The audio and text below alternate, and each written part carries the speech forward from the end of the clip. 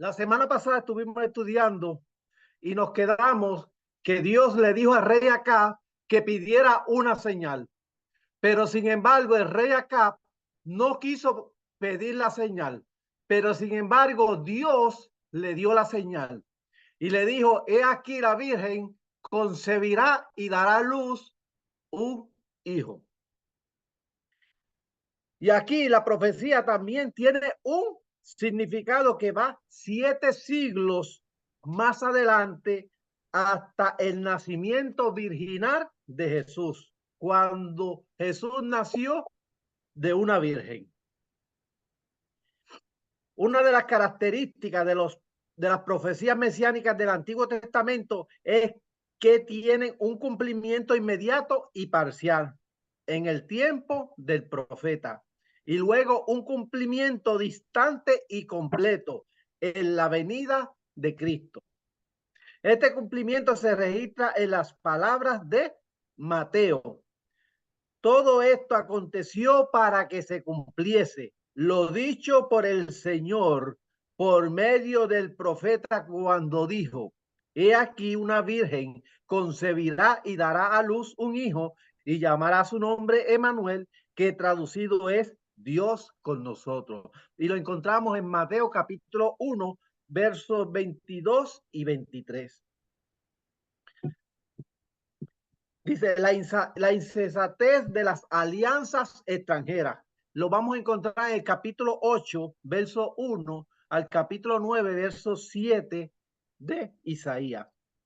Al profeta se le ordenó tomar un rollo, posiblemente se cree que era de papiro, y escribir acerca de su hijo. El nombre no lo voy a decir porque es bastante trabado, pero significaba: el desalojo se apresura, la presa se precipita. Este nombre simbólico significaba la rápida invasión de Siria e Israel por Asiria. O sea, Asiria venía a invadir a Siria e Israel. Y esto sucedería antes que el niño aprendiese a hablar. Eso lo vamos a ver en el verso 4. No le voy a estar dando lectura a los versos porque si no nos tomaría mucho tiempo y no nos daría el tiempo que tenemos para cubrir estos profetas mayores. Dice: el pueblo estaba desechando las aguas de Siloé, que corren mansamente. Esto tiene una referencia a Juan capítulo 9, verso 7. Y dice que el lugar que querían aliarse con Asiria, entonces Dios les advirtió que Asiria vendría como impetuoso río, desbordando, inundando toda la tierra. O sea que en vez de obedecer a Dios, cuando Dios le dijo que no hiciera pacto con Asiria, Judá decidió hacer pacto con Asiria. Entonces ya no iban a coger las aguas suaves como las de Siloé, sino que venía como un río impetuoso, un río que venía arrastrando con todo lo que cogía por el medio. Ahora, si mencionamos Siloé, vamos a encontrar que en el Nuevo Testamento, ahí en Juan, se menciona el estanque de Siloé. Y ahí sucedió el milagro cuando Jesús hace el lodo y lo unta en los ojos del ciego y le dice: vete, lávate en Siloé. Pero el estanque de Siloé, si buscamos información, vamos a encontrar que las aguas de Siloé era un canal natural, pero Ezequías para su tiempo hizo unos túneles, cavó unos túneles por debajo de la ciudad de David, o sea, Jerusalén, para llevar esas aguas a Siloé. Y por medio de esos túneles, pues corría esa agua, que era una agua que corría suavemente. Pero sin embargo, aquí la profecía hace un simbolismo de que Asiria vendría no como un río manso, no como las aguas de Siloé, sino como un río impetuoso. Y eso lo encontramos en el verso 7. Dice, la heroína de todo esto fue que Asiria, por invitación de Acaz, o sea, Acaz hizo alianza con Siria para invadir a Israel y también a Siria. Pero ¿qué pasó? Que entonces Asiria vino y atacó también a Judá. Dice, Acaz recibió más de lo que había pedido. ¿Por qué? Porque entonces el rey de Asiria vino también contra Judá como castigo y lo invadió. Y por eso fue que se comparó como las aguas turbulentas de un río que venían arrastrando todo. ¿Por qué? Porque Asiria vino y arrastró no solamente con Israel, no solamente con Siria, sino también a Judá. Isaías era tanto estadista como profeta y sabía muy bien que las alianzas con países extranjeros terminaban en guerra. La única salvación para la nación yacía en una confianza serena en Dios. El pueblo decía con temor, conspiración, verso 12. Pero el consejo del profeta era a Jehová de los ejércitos, a él santificar, a él sea el vuestro temor y él sea vuestro miedo. Verso 13. Si ellos hubieran temido a Dios en lugar de haber temido a las naciones extranjeras, que está hablando aquí Israel y Siria, hubieran permanecido seguros. Estamos hablando de Judá, que era este reino del sur.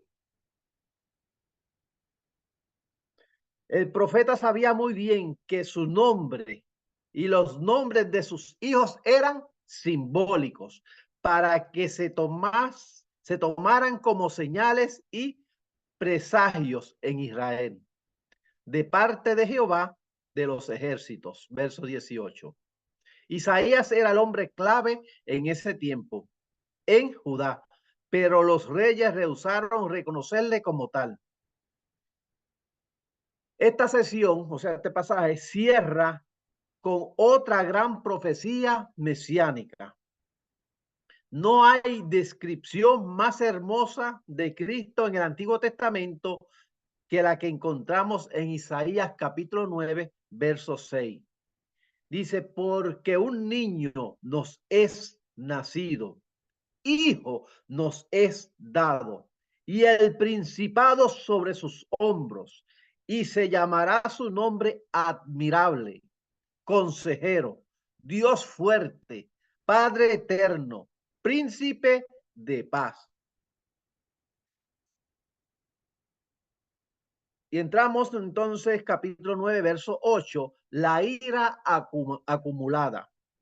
Aquí tenemos un poderoso poema de 4 estrofas y cada una de ellas termina con el trágico refrán. Apúntense en este refrán porque este refrán viene en el examen. Dice, ni con todo eso ha cesado su furor,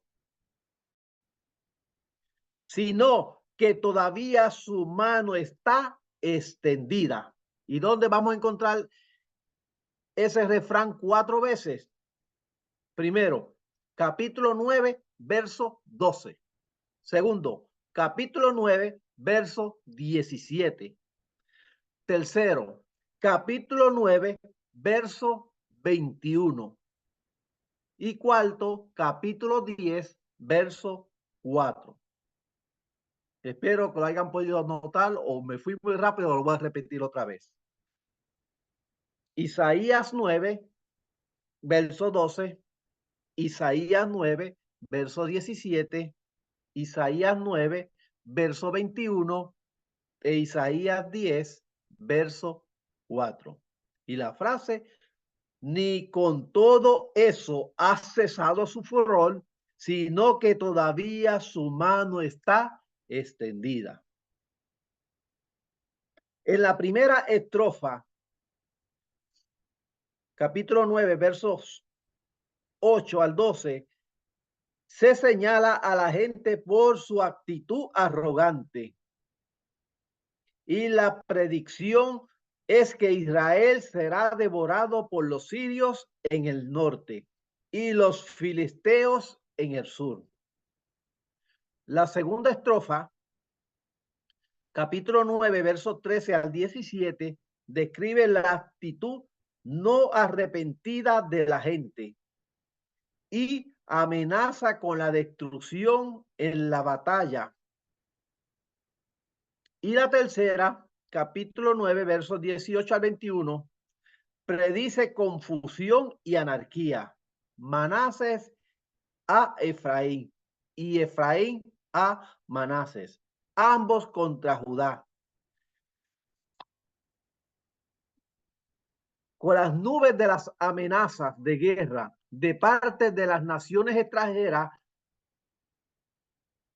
pesando sobre sus cabezas, las tribus todavía pelearían entre sí. O sea, aunque había amenazas de naciones extranjeras contra el pueblo de Dios, ellos se peleaban entre ellos mismos. En vez de unirse para defenderse, se peleaban entre ellos.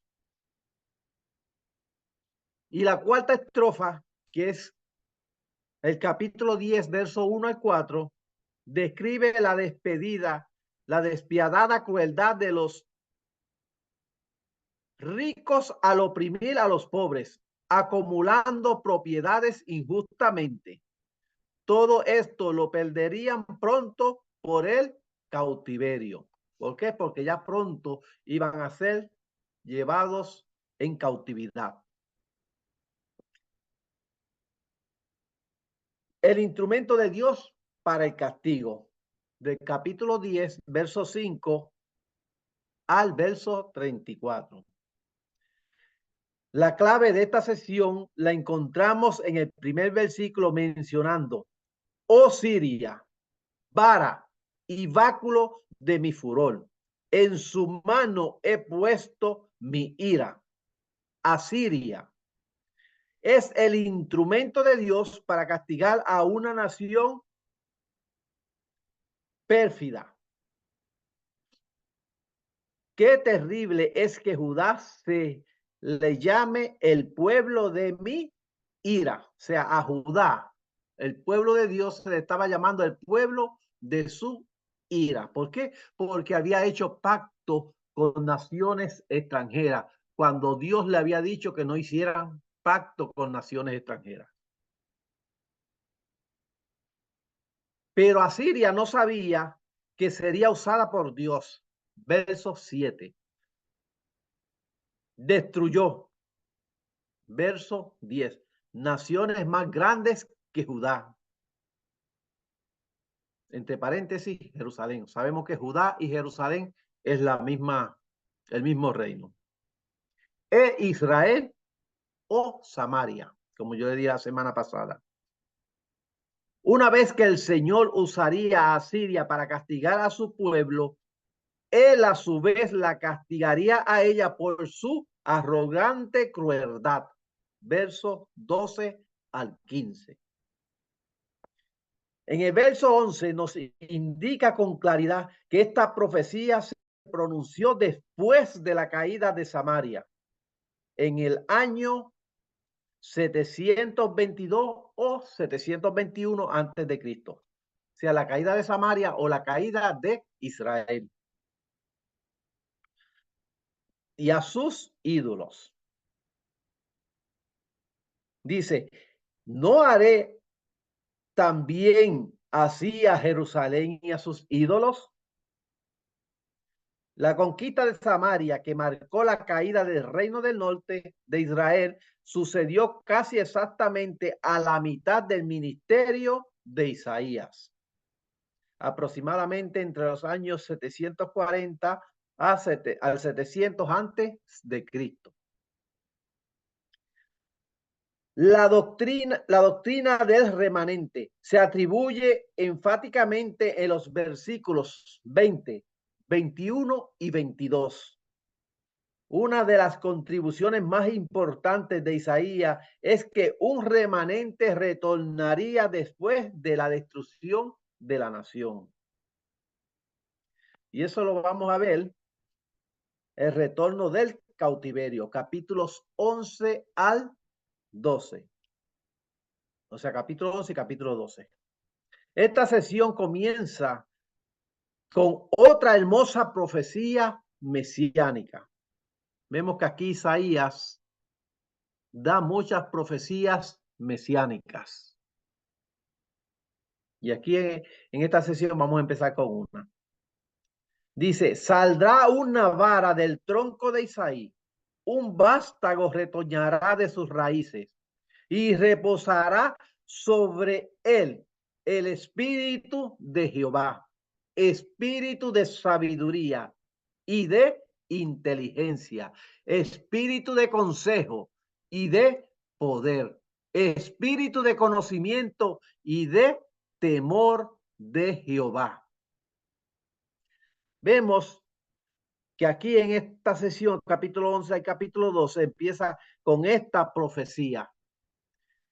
Vemos que esta profecía se estaba refiriendo no solamente a Jesús, sino que estaba refiriéndose a ese remanente que iba a surgir después de la destrucción de Israel, después de la destrucción de Judá. Iba a levantarse un vástago de la raíz de David. Vemos que en la profecía mesiánica se está refiriendo muchos años luego a Jesús. Sabemos que Jesús viene de la simiente de David, o sea, viene del linaje de David. El Mesías debía ser del tronco de Isaí, quiere decir hijo de David. Como base de este pasaje y otros más, los escribas del tiempo de Cristo enseñaban esto. Las dos características principales del reino de Mesías serían justicia, 11, 4 al 5, y paz, 11, verso 10. En lo referente a Israel sería un remanente que retornaría de Egipto y del este. O sea, después de la destrucción se iba a levantar un remanente que iba a ser del linaje de David.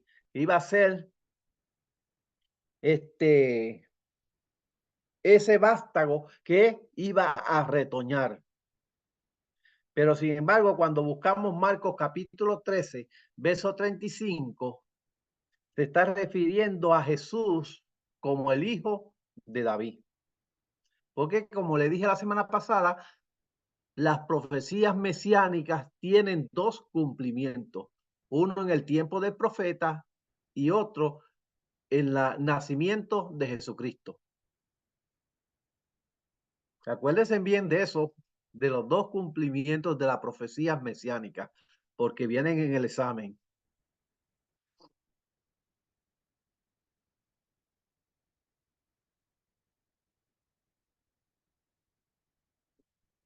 En lo referente a Israel sería un remanente que retornaría de Egipto y del este. Ajá. La eterna disputa entre Judá y Efraín que condujo a la división del reino bajo Jeroboam y Jeroboam, eso lo encontramos en Primera de Reyes, capítulo 12, al fin sería resuelta. Eso lo encontramos en Isaías capítulo 11, versos 13. Y las naciones circunvecinas se someterían a su gobierno. Capítulo 11, verso 14. Nos revela exactamente cuándo, no nos revela exactamente cuándo ni cómo se cumpliría el pasaje de Isaías 15, y 16, verso 15 y verso 16. En el capítulo 12 es un hermoso himno de acción de gracia que cantaría el remanente redimido a su regreso del cautiverio. Nos recuerda uno de los himnos de Moisés después de cruzar el Mar Rojo en Éxodo capítulo 15.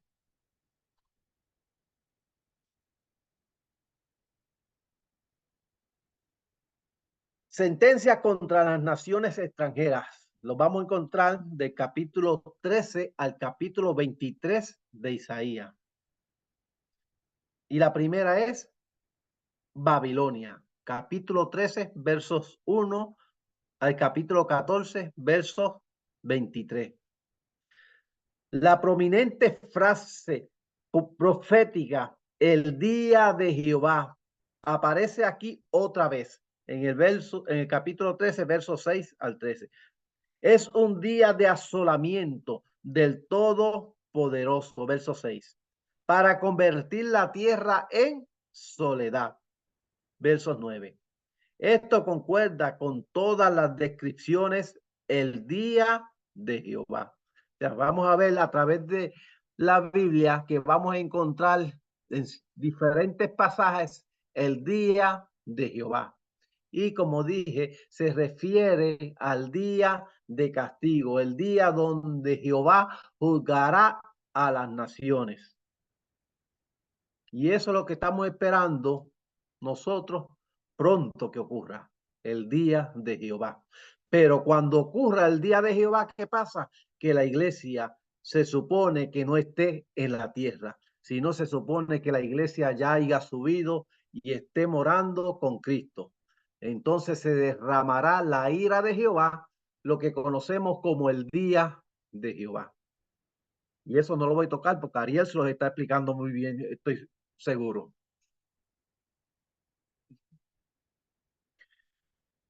Se indica que los conquistadores de Babilonia son los medos. La descripción de la desolación de Babilonia, capítulo 13, versos 16 al 22, se cumplió literalmente. Por más de 2000 años ha permanecido en ruinas, como Sodoma y Gomorra. Versos 19. Lo han estado por muchos siglos más.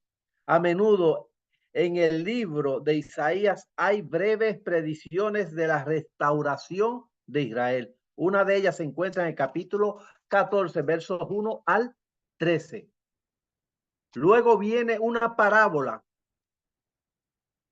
mejor dicho, una canción burlesca contra el rey de Babilonia.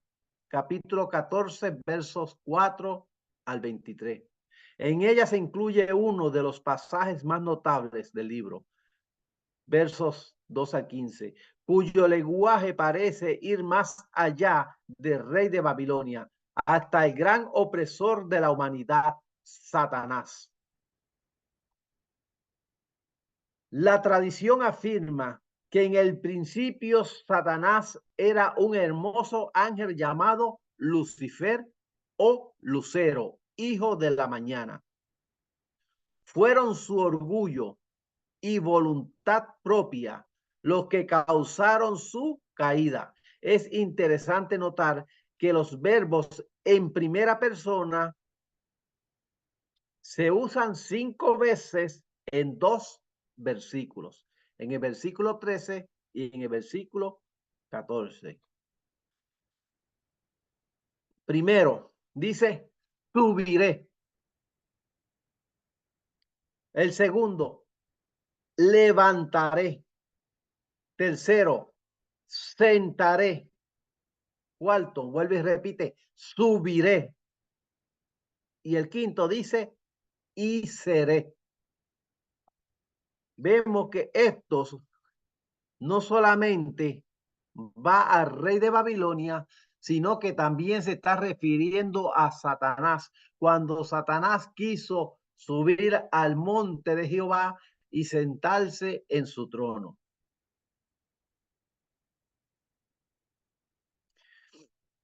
Parece que el pecado tiene su origen en la voluntad propia y ciertamente encuentra su exposición principal en esa actitud. O sea, el pecado no es porque alguien venga y me siembre a mí el deseo de pecar, sino que es una voluntad propia de mi persona o de cada persona.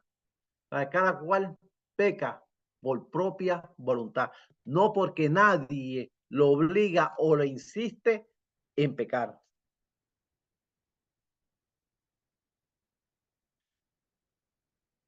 Segunda, Asiria, capítulo 14, versos 24 al 27.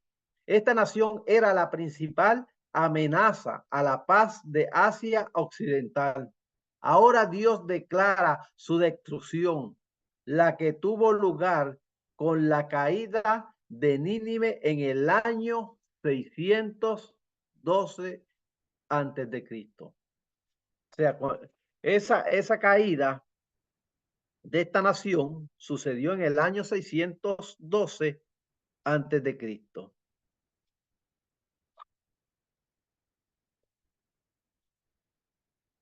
Filistea, capítulo 14, del verso 28 al 32. Esta sentencia tiene que ver con Palestina, verso 29. Hoy es comúnmente aceptado que el nombre moderno de Palestina deriva de los filisteos. O sea, lo que conocemos hoy día como Palestina se cree que viene de los filisteos, quienes ocuparon la parte sur de la llanura costera de Judá. Finalmente dieron su nombre a todo el país. Esta carga está fechada en el año en que murió el rey Acaz, verso 28. Eso fue alrededor del año 727 antes de Cristo, el año en que Tiglat Pileser III, rey de Asiria, murió. Los filisteos se regocijaron por allí que quebró la vara que les había azotado durante tanto tiempo. O sea, Siria estuvo oprimiendo por muchos años y ahora en su caída, pues ellos se regocijan.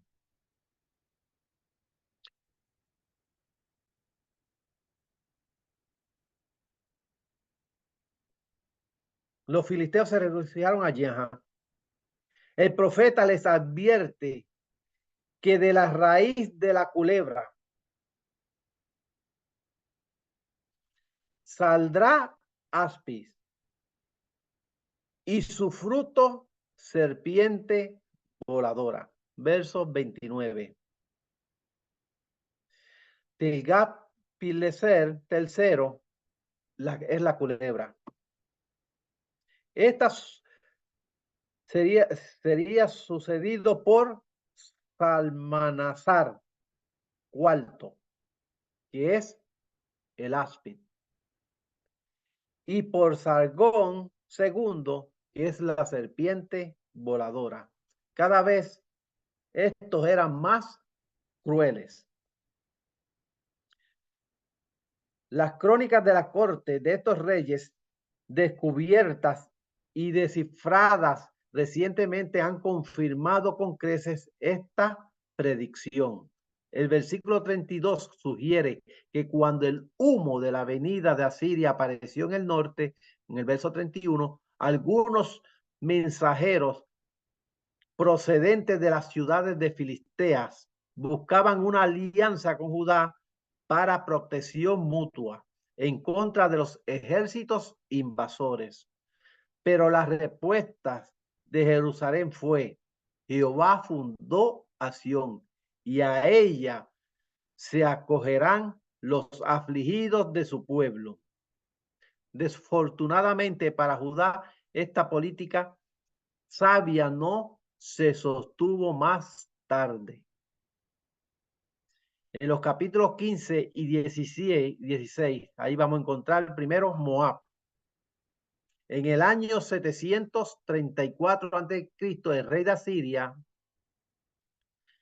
había invadido a Galilea y a Jordania, amenazando así a Moab hacia el sur.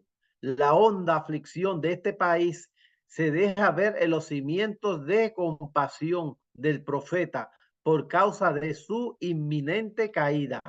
Eso lo encontramos en el capítulo 15, verso 5 a capítulo 16, verso 9 y el verso 11 del capítulo 16.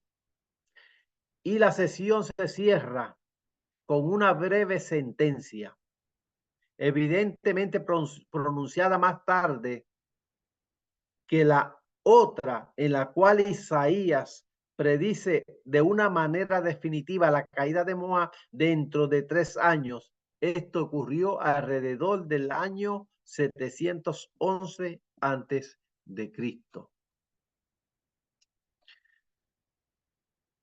¿Alguna pregunta, alguna duda, algún comentario? Es el momento, porque sé que voy muy rapidito, pero es por el tiempo. Algo que no entendieron, algo que necesitan que lo vuelva a explicar. Ahora vamos bien. Lo que no se ha entendido, les recomiendo que vean, que vuelvan a ver el video. Aleluya. Lo que estamos discutiendo ahora mismo es el juicio por las naciones extranjeras. Por eso que hay tantos nombres. Por eso que vamos a encontrar, encontramos a Siria, Filistea, Moab, y ahora viene Damasco. Y así van a seguir sucediendo contra las naciones extranjeras al juicio. O sea, la profecía de juicio contra estas naciones. Porque ahora en Damasco, capítulo 17, esta sentencia incluye en su contenido al reino del norte o Israel. Eso está en el verso 3 y 5. Es una advertencia de que los dos aliados, Siria e Israel, serían desolados. Esto tuvo lugar por lo menos parte, pues no fue la profecía cumplida a su totalidad, pero sí parte de ella en el año 734 antes de Cristo. Sin embargo, la profecía se cierra con una predicción de que el destructor mismo sería destruido. Y esto súbitamente, verso 14. Y esta sería la suerte que correría a Siria. O sea, Asiria, que es el destructor, iba a ser destruido.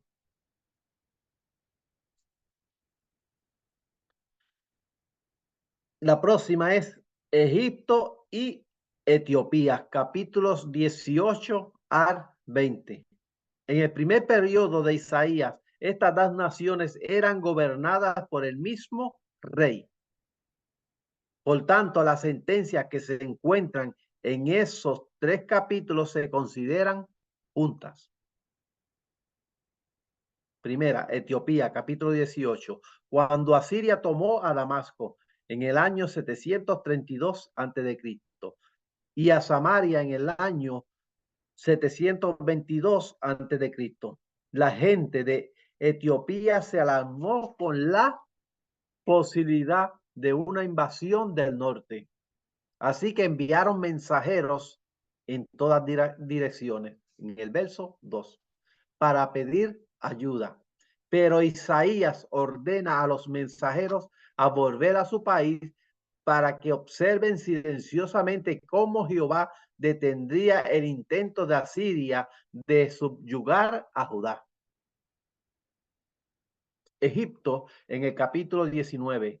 Este capítulo se divide muy naturalmente en 2 partes.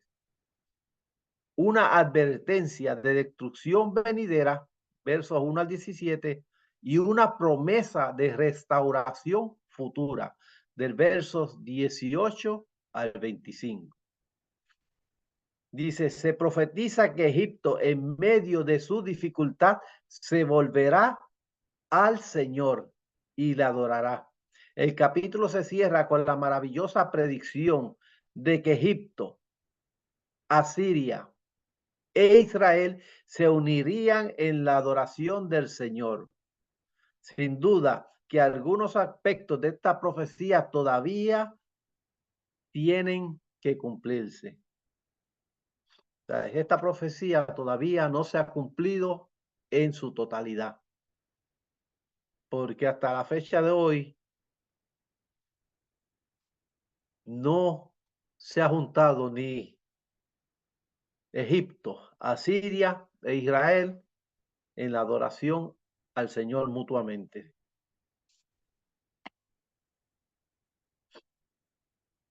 Egipto y Etiopía, capítulo 20. En el año en que la ciudad filistea de Azot fue capturada por Tartán, comandante en jefe de Sargón, rey de Asiria, Isaías recibió de Dios la orden de caminar descalzo y medio desnudo. Entre los semitas se consideraba una desgracia exponer el cuerpo entre el cuello y los tobillos. Por espacio de 3 años, el profeta se presentó en público vestido como cautivo, símbolo patente de la vergüenza de Egipto y Etiopía. Los pueblos de estas dos naciones serían llevados como prisioneros en desgracia por los asirios. Esto tuvo lugar durante la conquista de Egipto en el año 711 a.C. Se acepta generalmente que esta declaración se refiere a Babilonia, el desierto del mar. O sea, se acepta que se refiere a Babilonia. Las palabras cayó, cayó Babilonia se repiten en Apocalipsis, capítulo 14, 8 y Apocalipsis 18, verso 2.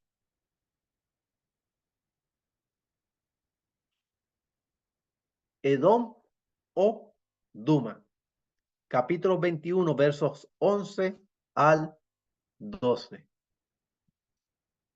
Dice, estos dos versículos son valiosos, especialmente por su apelación evangelística. En medio de las tinieblas de la última parte del siglo 8 antes de Cristo, la gente preguntó al profeta puesto como un atalaya sobre el muro, que de la noche. La repetición a la pregunta revela la urgencia y el temor. El profeta de Dios debería dar hoy la misma respuesta que se da aquí. La mañana viene y después la noche. Para cada persona, la eternidad será un día que nunca verá la oscuridad o las completas tinieblas de afuera, de una noche que nunca tendrá un amanecer. Para la gente de Edom, el futuro estaría mezclado con esperanza y temor. O sea, cuando se refiere aquí, la mañana viene y después la noche. Para cada persona, la eternidad sería un día que nunca verá la oscuridad. O sea, para los que mueren en Cristo, la palabra dice, no estoy segura si es Pedro, que dice que como somos hijos del día, no de la noche, hijos de la luz, no de las tinieblas. ¿Por qué? Porque los que mueran en Cristo, para ellos será un amanecer, será como el día. Pero sin embargo, para los que mueran sin Cristo, entonces va a ser como la noche, va a ser como las tinieblas. ¿Por qué? Porque vendría el castigo eterno, lo que Apocalipsis se refiere como la segunda muerte.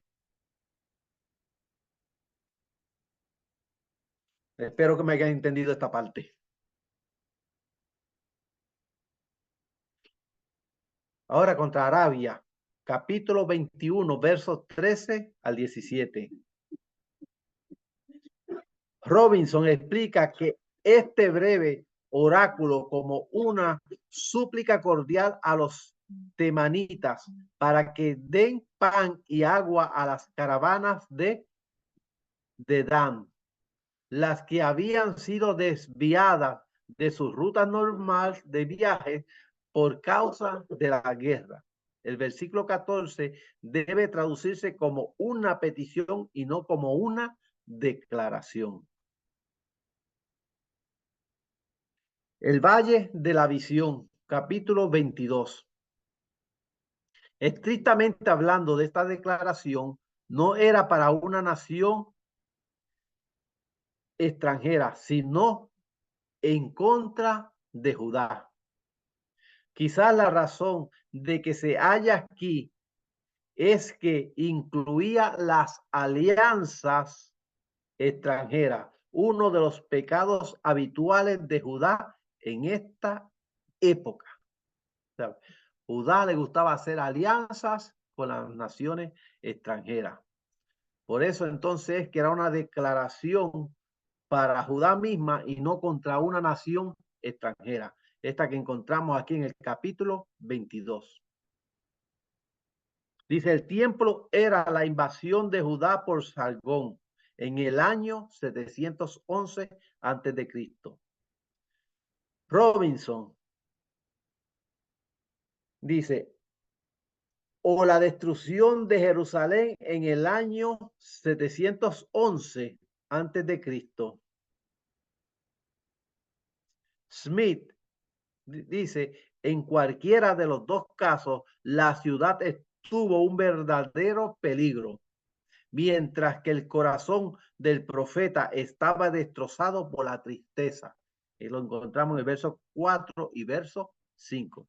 La gente estaba de fiesta en lugar de estar ayunando. Versos 12 y 13. Dios reveló a Isaías que este pecado nunca sería perdonado. En el verso 14.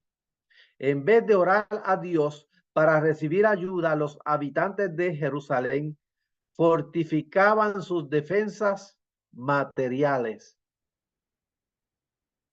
Versos 8 al 11. O sea, ellos no dependían de Dios, sino que ellos mismos hacían sus defensas y hacían alianzas con otras naciones para así fortalecerse para las defensas. En la segunda mitad del capítulo se compara a dos personajes.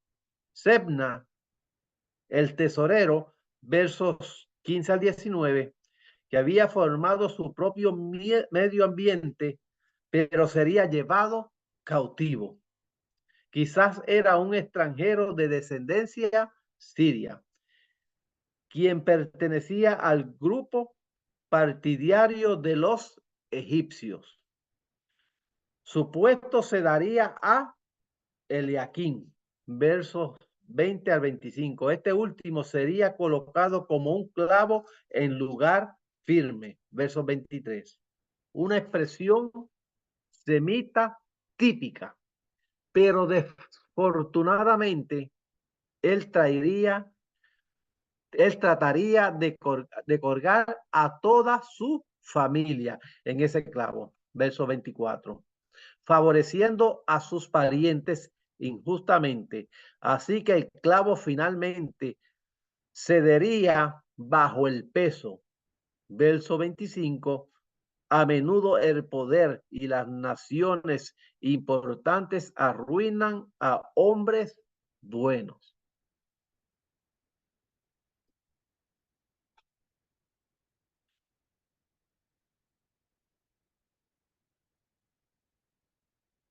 Tiro, capítulo 23. Tiro era una de las grandes ciudades comerciales de los tiempos antiguos. Los barcos salían de sus muelles a todas partes del Mediterráneo y algunos aún se aventuraban a navegar por las costas occidentales de África. Pero este orgullo altanero sería derribado y su extenso comercio llegaría a su fin.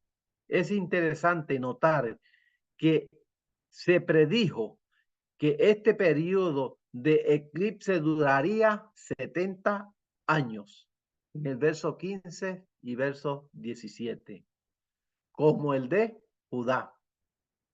Luego de esos 70 años, prosperaría, o sea, luego su prosperidad anterior volvería, versos 17 y versos 18. O sea, después de esos 70 años, volvería nuevamente a tomar la misma prosperidad que había perdido durante esos 70 años.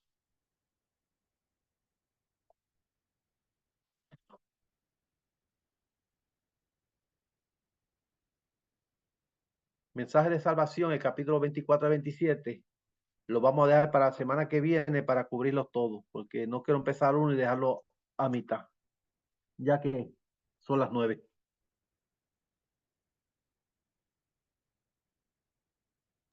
Pastor, te quitaron tiempo hoy. Sí. Yo esperaba llegar por lo menos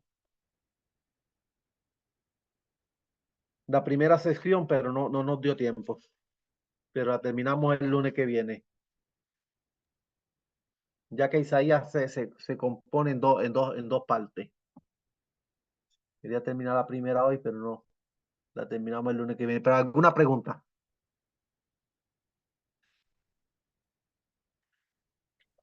Yo sé que van a estar notando de que el libro de Isaías, como que las profecías, como que vuelven y se repiten. Lo que pasa es que muchas de estas profecías fueron dadas en el mismo tiempo y, y sucedieron aproximadamente algunas en el mismo año, otras años siguientes así.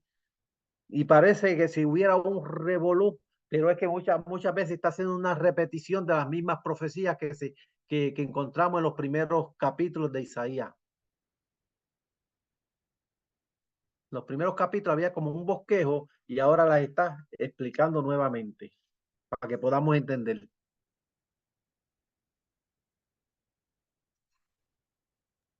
Amén. ¿Alguna duda?